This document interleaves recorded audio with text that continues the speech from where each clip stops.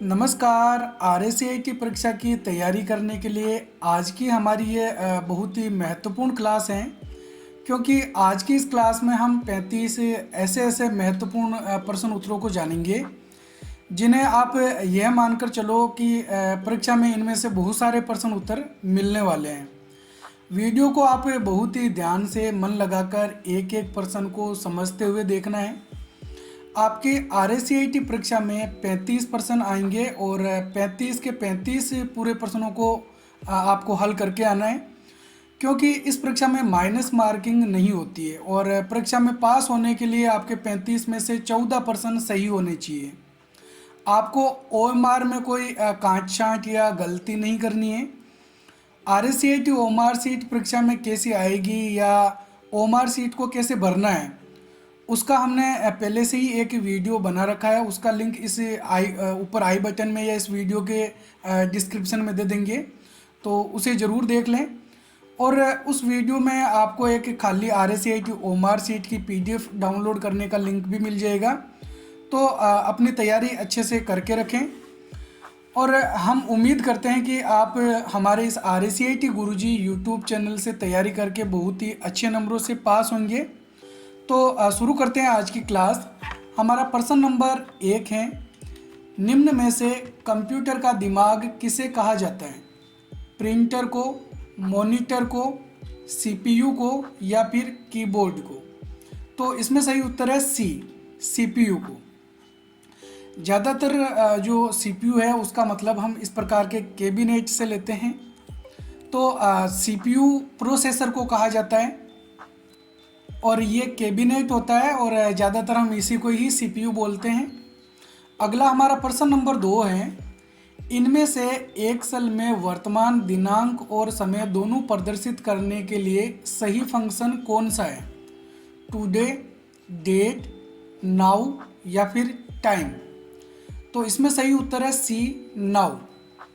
इसका प्रयोग हम वर्तमान, डेट और टाइम दोनों इंसर्ट करने के लिए करते हैं, लेकिन अगर हमको केवल डेट ही चाहिए तो उसके लिए हम टुडे वाला ऑप्शन काम में लेते हैं।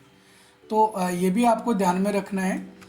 अब जैसे हमको आज की डेट और टाइम दोनों चाहिए, तो जैसे हमने यहाँ पे बराबर नाउ कोष्टक चालू कोष्टक बंद लिखा, तो वर्तमान की डेट और टाइम हमको यहाँ पे मिल जाएगी। अगला हमारा प्रश्न नंबर 3 है, पावर पॉइंट 2019 में स्मार्ट आर्ट टूल का क्या उद्देश्य है? एनिमेटेड शेप्स को इंसर्ट करना, डायनेमिक चार्ट्स क्रिएट करना, इमेज पर 3D इफेक्ट ऐड करना या फिर इंफॉर्मेशन को ग्राफिकल रिप्रेजेंटेशन को बनाना? तो इसमें सही उत्तर है डी, इंफॉर्मेशन को ग्राफिकल रिप्रेजेंटेशन को बनाना। यानी हमको कोई भी हमारी जानकारी ग्राफिक्स के माध्यम से, चित्रों के माध्यम से प्रदर्शित करनी है, तो उसके लिए हम स्मार्ट आर्ट का जो ऑप्शन है वो काम में ले सकते हैं। स्मार्ट आर्ट वाला टूल हमको माइक्रोसॉफ्ट वर्ड में या पावर पॉइंट में इंसर्ट टैब के अंदर मिलता है। अगला प्रश्न नंबर 4 है, कंप्यूटर को वायरस से बचाने के लिए किसका उपयोग किया जाता है? एंटीवायरस का, वर्ड प्रोसेसर का, इंटरनेट का या फिर ईमेल का? तो कंप्यूटर को वायरस से बचाने के लिए हम किसका प्रयोग करते हैं? एंटीवायरस का प्रयोग करते हैं। तो ए इसमें सही आंसर है। यहाँ पर कुछ एंटीवायरस प्रोग्राम के नाम दिए हुए हैं, जैसे अवस्थ, एविरा, इसके अलावा जैसे मेकफी, नॉर्टन, क्विक हील। तो ये जो एंटीवायरस हैं ये हमारे कंप्यूटर को वायरस से बचाने का काम करते हैं। अगला प्रश्न नंबर 5 है, इनपुट डिवाइस का उदाहरण कौन सा है? प्रिंटर, मॉनिटर, माउस या फिर स्पीकर? तो इसमें सही उत्तर है सी, माउस। माउस एक इनपुट डिवाइस होता है और ये एक पॉइंटिंग डिवाइस होता है। ठीक है, टच स्क्रीन भी पॉइंटिंग डिवाइस का एक उदाहरण है, ट्रैक बॉल, ठीक है, ट्रैक पॉइंट। अगला प्रश्न नंबर 6 है, निम्न में से पहला कंप्यूटर कौन सा था? एनिएक, यूनिवेक, आईबीएम या फिर माइक्रोसॉफ्ट? तो इसमें सही उत्तर है ए, एनिएक। तो एनिएक पहला कंप्यूटर बनाया गया था, तो ये आपको याद रखना है। और NEA की फुल फॉर्म भी आपको याद रखनी है, electronic numerical integrator and computer. ये इस प्रकार का कंप्यूटर था जो पहला कंप्यूटर बनाया गया। आकार में एक बड़े होल जितना बड़ा ये था कंप्यूटर। और अगर आप ये जानना चाहते हैं कि पहली पीढ़ी, दूसरी पीढ़ी, तीसरी पीढ़ी के अंदर कौन कौन से कंप्यूटर बनाए गए थे और कौन कौन से कंपोनेंट्स का उसमें यूज किया गया था, तो आपको इस वीडियो के डिस्क्रिप्शन में उसका लिंक मिल जाएगा कंप्यूटर जनरेशंस का। तो उसको आप अच्छे से ज़रूर देख लें। कंप्यूटर की 5 पीढ़ियाँ होती है, हमने पाँचों पीढ़ियों के बारे में अच्छे से समझा रखा है। अगला प्रश्न नंबर 7 है, निम्न में से आउटपुट डिवाइस कौन सा है? VCR, कीबोर्ड, जॉयस्टिक या फिर प्रिंटर? तो इसमें सही उत्तर है डी, प्रिंटर। प्रिंटर एक आउटपुट डिवाइस है और ये जो हमको आउटपुट प्रदान करता है ये हार्ड कॉपी के रूप में होता है। नेक्स्ट प्रश्न नंबर 8 है, शॉर्टकट कुंजी Ctrl+S का उपयोग किस लिए होता है? प्रिंट करने के लिए, कॉपी करने के लिए, पेस्ट करने के लिए या फिर सेव करने के लिए? तो इसमें सही उत्तर है डी, सेव करने के लिए। Ctrl+S शॉर्टकट कुंजी हम किस लिए काम में लेते हैं? सेव करने के लिए।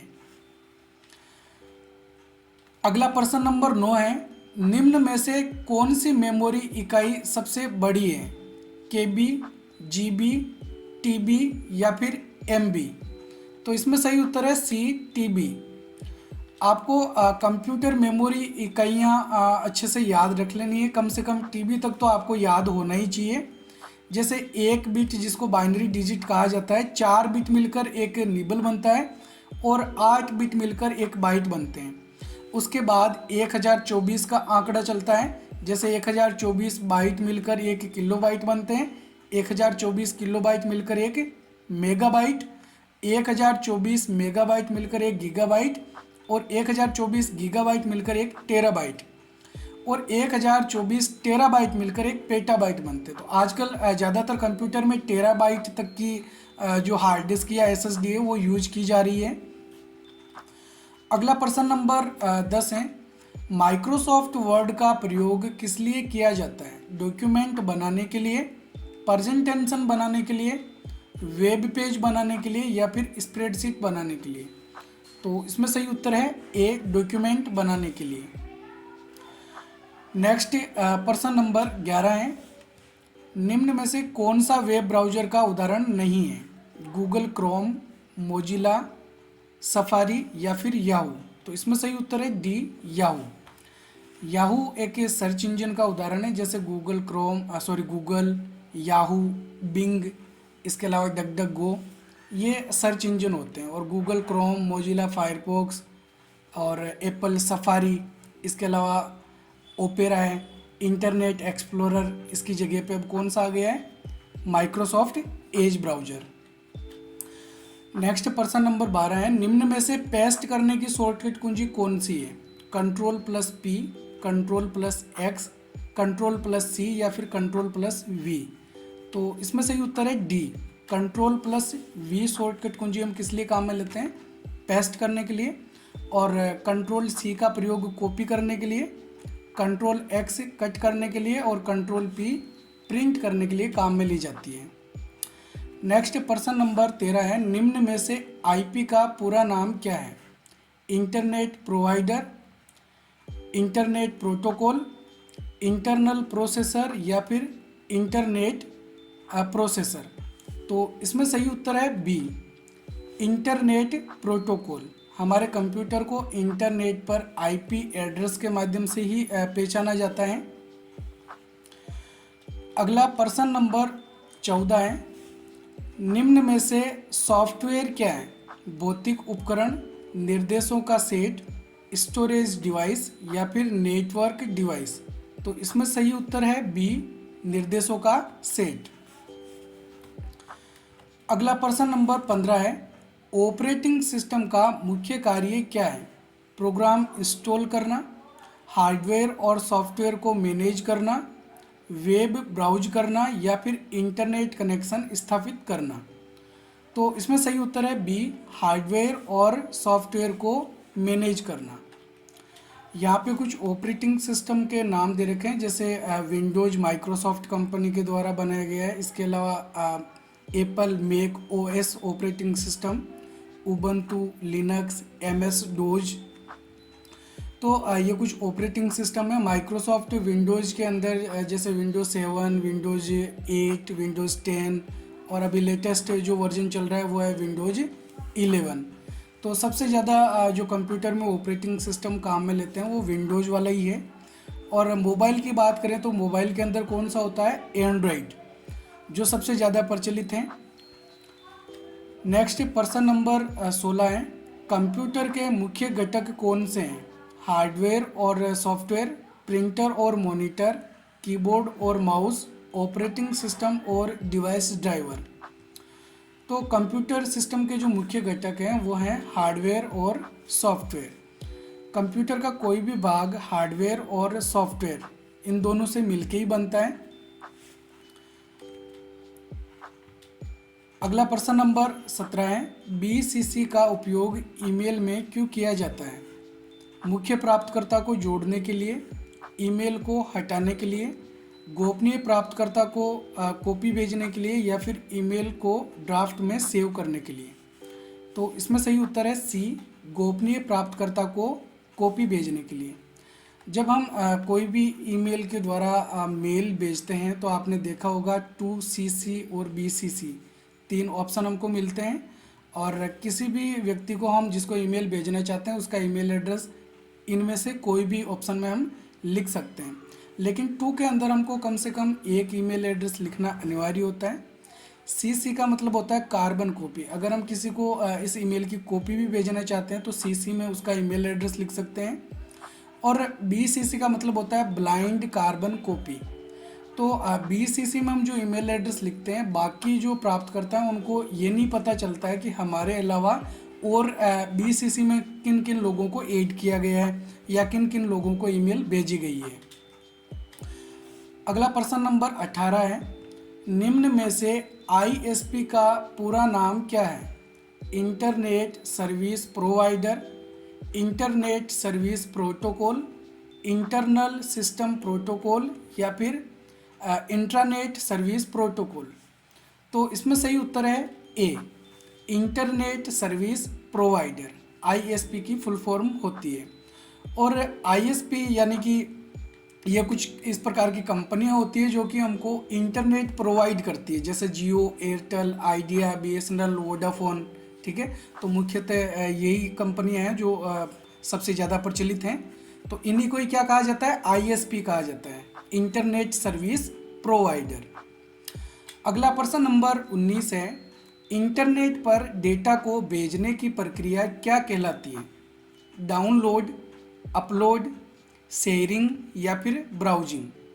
तो इंटरनेट से अगर हम कोई फाइल अपने कंप्यूटर में सेव करते हैं तो उसको हम बोलते हैं डाउनलोड करना। और हमारे कंप्यूटर में अगर कोई फाइल है और वो हम किसी को भेज रहे हैं या इंटरनेट पे डाल रहे हैं तो इसको हम बोलते हैं अपलोड करना। तो सही आंसर इसमें क्या होगा? बी, अपलोड करना। जब हम कोई भी फाइल को वेब ब्राउज़र में अपलोड करते हैं तो इस प्रकार की विंडो हमको दिखाई देती है। यहाँ से चूज फाइल पे क्लिक करके हमारे कंप्यूटर से हम फाइल को सिलेक्ट करते हैं, या फिर जैसे इसमें ड्रैग का भी ऑप्शन दे रखा है तो हम ड्रैग ड्रॉप वाला ऑप्शन भी काम में ले सकते हैं। अगला प्रश्न नंबर 20 है, निम्न में से गूगल मैप्स का प्रयोग किस लिए किया जाता है?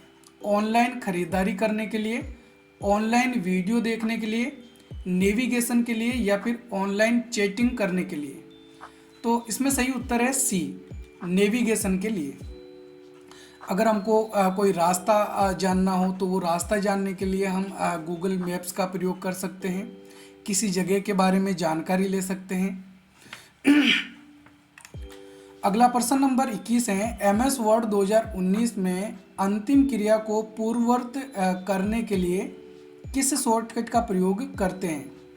Ctrl+Z, Ctrl+Y, Ctrl+X, या फिर Ctrl+C।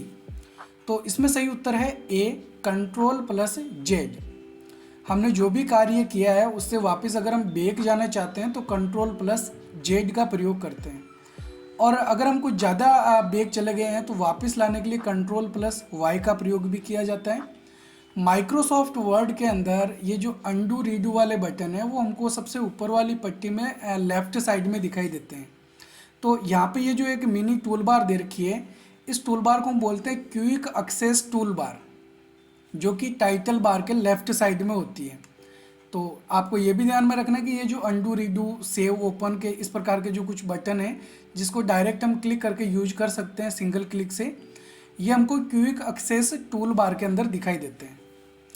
अंडू करने की शॉर्टकट कुंजी कंट्रोल जेड और रीडू करने की शॉर्टकट कुंजी कंट्रोल वाई। इसके अलावा F4 कुंजी का प्रयोग भी किया जा सकता है रीडू करने के लिए। अगला प्रश्न नंबर 22 है, एक सेल में रो और कॉलम का इंटरसेक्शन क्या कहलाता है? फंक्शन, सेल, फील्ड या फिर समीकरण? तो इसमें सही उत्तर है बी, सेल। रो और कॉलम के मिलान से जो एक चौकोर बॉक्स बनता है, इस बॉक्स को सेल कहा जाता है। एक सेल के अंदर जो कॉलम्स होते हैं उन कॉलम को ऐसे ABCD के द्वारा दर्शाया जाता है, और जो रो होती है उस रो को गिनती के द्वारा दर्शाया हुआ होता है। नेक्स्ट प्रश्न नंबर 23 है, पावर पॉइंट 2019 में हैंड्स आउट्स में प्रति पेज पर स्लाइडों की अधिकतम कितनी संख्या शामिल कर सकते हैं? 4 स्लाइड्स, 9 स्लाइड्स, 6 स्लाइड्स या फिर 10 स्लाइड्स? तो इसमें सही उत्तर है बी, 9 स्लाइड। हैंड आउट्स वाला जो ऑप्शन है वो हमको पावर पॉइंट के व्यू टैब में मिलता है, हैंड आउट मास्टर। और जब हम इसमें से स्लाइड पर पेजेज वाला ऑप्शन चुनते हैं तो मैक्सिमम इसके अंदर हमको 9 स्लाइड चुनने का ऑप्शन मिलता है। नेक्स्ट प्रश्न नंबर 24 है, टेक्स्ट को तिरछा करने की शॉर्टकट कुंजी क्या है? Control plus B, control plus I, control plus U या फिर कंट्रोल प्लस ओ? तो शब्दों को तिरछा करना, इसको हम बोलते हैं इटालिक करना, और इटालिक करने की शॉर्टकट कुंजी होती है कंट्रोल प्लस आई। हमको बोल्ड, इटालिक और अंडरलाइन ये जो तीनों ऑप्शन है एक साथ ही मिलते हैं ज़्यादातर, और इनकी शॉर्टकट कुंजी होती है control B, control I, control U, bold, italic, underline. और कंट्रोल ओ किसकी शॉर्टकट कुंजी होती है? फाइल को ओपन करने के लिए। अगला प्रश्न नंबर 25 है, डॉक्यूमेंट में मार्जिन बदलने के लिए किस पट्टी का प्रयोग किया जाता है? स्क्रॉल बार, मेन्यू बार, स्टेटस बार या फिर रूलर बार? तो अगर हमको मार्जिन चेंज करना है तो उसके लिए हम जिस पट्टी का प्रयोग करते हैं वो होती है रूलर बार। रूलर बार भी 2 प्रकार की होती है, आपको ध्यान में रखना है। ये जो इस प्रकार की हमको पट्टी दिखाई दे रही है इसको हम बोलते हैं हॉरिजॉन्टल रूलर बार, और ये जो पट्टी है इसको हम बोलते हैं वर्टिकल रूलर बार। तो हॉरिजॉन्टल और वर्टिकल 2 प्रकार की रूलर बार होती है। इसी प्रकार से ये जो स्क्रॉल बार होती है जिसके द्वारा हम पेज को ऊपर नीचे कर सकते हैं उसको वर्टिकल स्क्रॉल बार कहा जाता है, और जिसके द्वारा हम पेज को दाएं बाएं देख सकते हैं उसको हॉरिजॉन्टल स्क्रॉल बार कहा जाता है। नेक्स्ट प्रश्न नंबर 26 है, निम्न में से अमेजॉन, फ्लिपकार्ट और स्नैपडील किसके उदाहरण हैं? Social media platform, search engine, e commerce website या फिर इंटरनेट बैंकिंग? तो इसमें सही उत्तर है C, e commerce website. Amazon, Flipkart, Snapdeal ये किसके उदाहरण हैं? ई कॉमर्स वेबसाइट के उदाहरण हैं। और ई कॉमर्स का मतलब क्या होता है? ऑनलाइन सामान खरीदना बेचना। तो यहाँ पे ये जो वेबसाइट्स दे रखी है इसके माध्यम से हम कोई ऑनलाइन सामान खरीद सकते हैं, यानी कि B2C कैटेगरी की वेबसाइटें हैं, बिजनेस टू कंज्यूमर। अगला प्रश्न नंबर 27 है, निम्न में से हार्डवेयर डिवाइस कौन सा है? Microsoft word, biometric scanner, operating system या फिर ब्राउज़र? तो इसमें सही उत्तर है बी, बायोमेट्रिक स्कैनर। ये जो डिवाइस है ये एक हार्डवेयर डिवाइस होता है। Microsoft word, operating system, browser ये सॉफ्टवेयर के भाग होते हैं। तो आपने कभी ना कभी बायोमेट्रिक स्कैनर का प्रयोग भी किया होगा, तो जब अपन अपना फिंगरप्रिंट या जब अपना आधार कार्ड हम बनाते हैं तो उस समय अपने फिंगरप्रिंट और जो आइरिस है वो हमारी स्कैन की जाती है, आइरिस स्कैनर के द्वारा आंखें स्कैन की जाती है, और फिंगरप्रिंट जो है वो इस प्रकार की फिंगरप्रिंट मशीन के द्वारा स्कैन होते हैं। अगला प्रश्न नंबर 28 है, पहली स्लाइड पर जाने के लिए किस शॉर्टकट कुंजी का प्रयोग किया जाता है? Home, and, shift plus home या फिर एल्ट प्लस टेब? तो इसमें सही उत्तर है ए, होम। हम किसी भी स्लाइड को सिलेक्ट करके जैसे ही होम बटन दबाते हैं तो पहली स्लाइड के अंदर पहुंच जाते हैं। और एल्ट प्लस टेब कुंजी का प्रयोग टास्क बार पे खुले हुए अलग अलग प्रोग्राम्स में से हम किसी प्रोग्राम में स्विच करना चाहते हैं, एक प्रोग्राम से दूसरे प्रोग्राम में जाना चाहते हैं, तो उसके लिए एल्ट प्लस टेब शॉर्टकट कुंजी का प्रयोग करते हैं।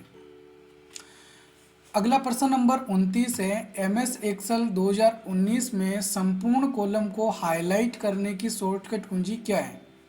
Control plus space bar, control plus page up, control plus enter या फिर कंट्रोल प्लस शिफ्ट प्लस ए? तो इसमें सही उत्तर है ए, कंट्रोल प्लस स्पेस बार जब हम दबाते हैं तो हमारा पूरा कॉलम जो है वो हाईलाइट हो जाता है। और अगर हम पूरी रो को हाईलाइट करना चाहते हैं तो उसके लिए हम शिफ्ट के साथ में स्पेस बटन दबा सकते हैं। तो ये दोनों ही शॉर्टकट कुंजियाँ आपको याद रखनी है, कंट्रोल स्पेस पूरे कॉलम को सिलेक्ट करने के लिए और शिफ्ट स्पेस पूरी रो को सिलेक्ट करने के लिए। और अगर हमको सभी सेलों को सिलेक्ट करना है जिसमें हमने डेटा लिख रखा हो तो सिलेक्ट ऑल की शॉर्टकट कुंजी क्या होती है? कंट्रोल प्लस ए। तो कंट्रोल ए भी आपको याद रखना है।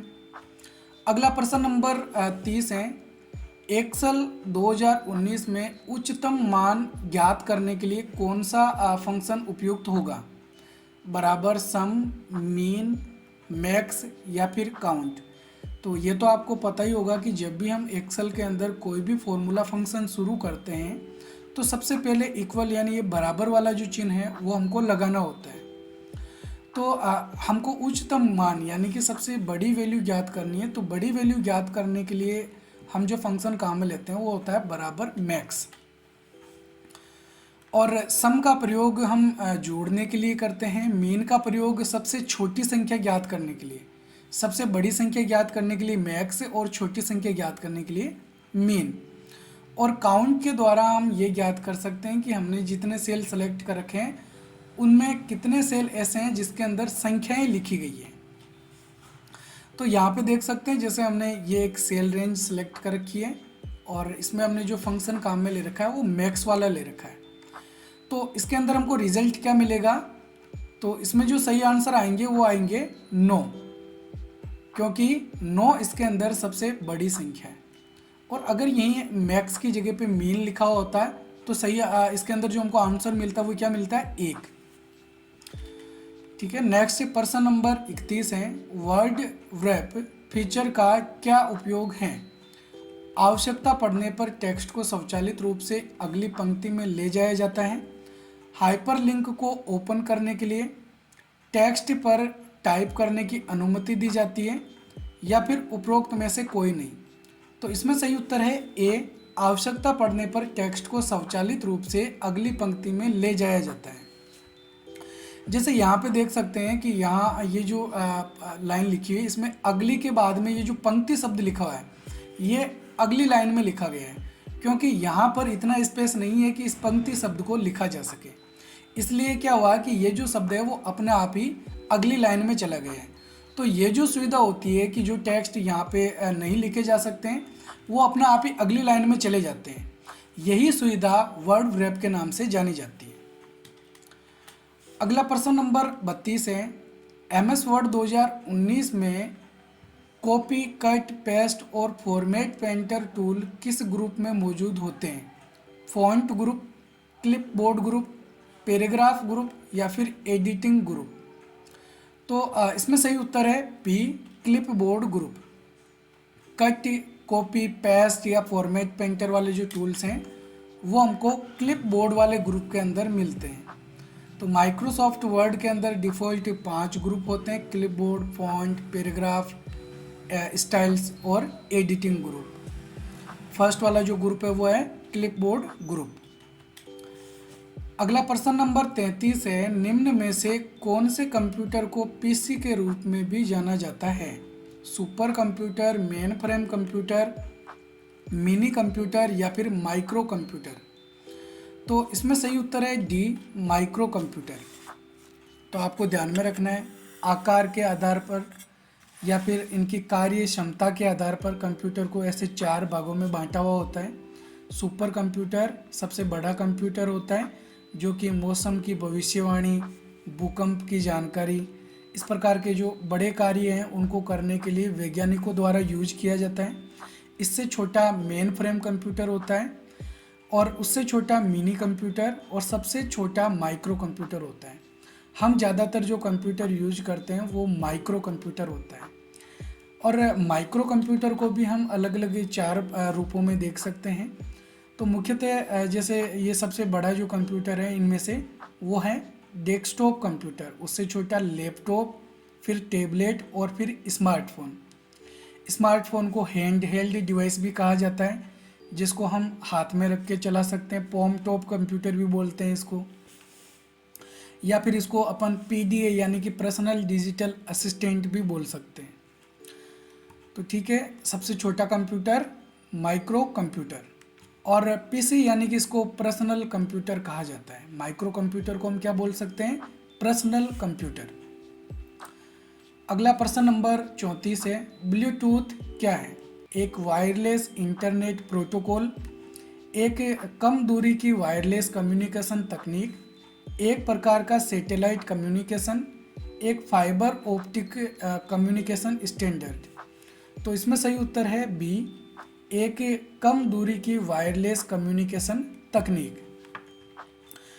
नेक्स्ट प्रश्न नंबर 35 है, एमएस वर्ड 2019 में कौन सा व्यू प्रिंट करने से पहले डॉक्यूमेंट कैसा दिखेगा यह देखने की अनुमति देता है?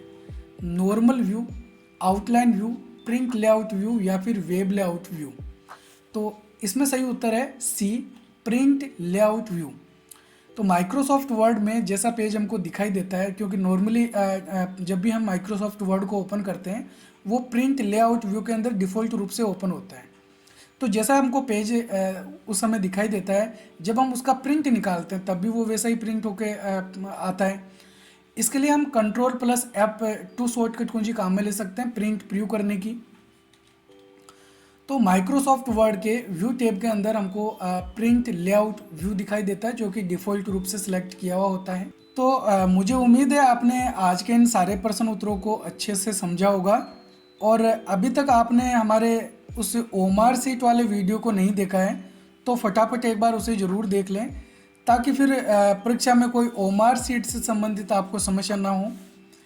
वीडियो को अपने सभी RACIT करने वाले दोस्तों के साथ शेयर करें और वीडियो लाइक करके अपना एक प्यारा सा कमेंट ज़रूर लिखें। अभी तक चैनल सब्सक्राइब नहीं किया है तो तुरंत चैनल को सब्सक्राइब कर लें।